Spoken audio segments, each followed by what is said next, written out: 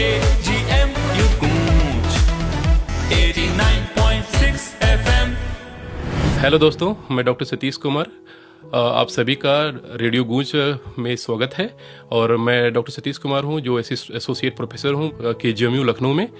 और आज के दिन 16 मई को डेंगू के बारे में सभी को अवेयर करना चाहते हैं। डेंगू क्या है, डेंगू से कैसे बचें, और डेंगू अगर हो जाए तो उसका हम कैसे इलाज करें।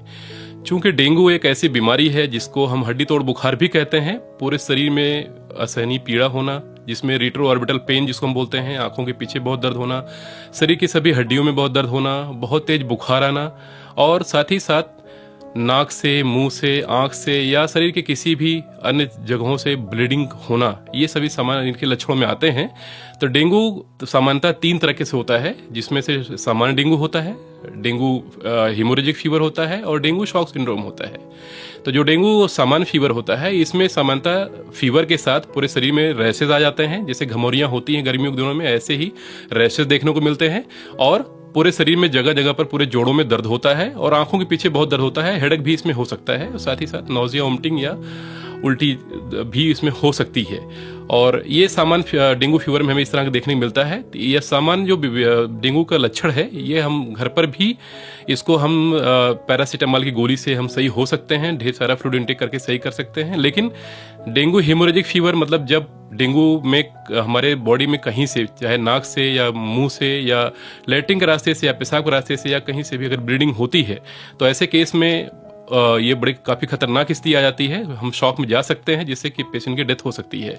तो डेंगू हेमोरेजिक फीवर में हमें फौरन डॉक्टर से संपर्क करके हमें हॉस्पिटल में भर्ती होना चाहिए, और उसका जो इलाज संभव है वो इलाज हमें करवाना चाहिए। तो तीसरा प्रकार जो है डेंगू का, वो डेंगू शॉक सिंड्रोम है।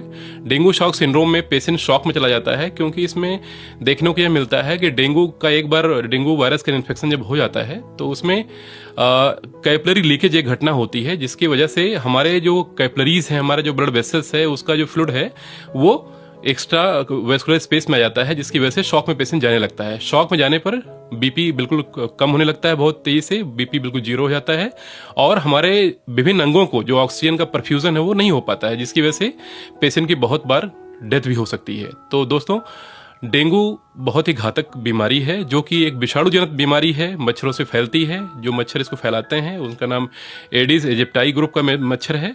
तो इसका मतलब अगर मच्छर ही अगर इस बीमारी को फैलाने वाले जीव हैं, तो इसका मतलब मच्छरों से अगर हम बचाव करें, मच्छरों के काटने से बचें, तो हम डेंगू जैसी घातक बीमारी से हम बच सकते हैं।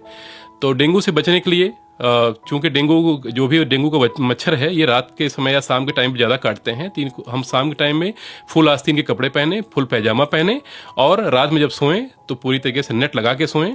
और साथ ही साथ आजकल कॉयल्स और लिक्विड्स वगैरह आ गए हैं, जिसको हम यूज़ करके हम मच्छरों से बच सकते हैं। अपने घर के आसपास, अपने परिवेश में कहीं पर पानी इकट्ठा ना होने दें, और साफ सफाई रखें। अगर नाले नालियाँ ओपन हैं तो नालियाँ बंद होनी चाहिए, जिससे हम मच्छरों से बच सकते हैं। लेकिन अगर एक बार आपको डेंगू हो ही जाए, मान लीजिए आपके सारे लक्षण डेंगू जैसे अगर लग रहे हैं, आपको कि डेंगू जैसे लक्षण आ रहे हैं, तो मेरे ख्याल से बिना देर के हुए फौरन हमें डॉक्टर से संपर्क करना चाहिए अस्पताल जाकर के। और जैसा डॉक्टर एडवाइस करता है, जो टेस्ट बताए जाते हैं, वो सारे टेस्ट करा के हम डेंगू को कंफर्म करें।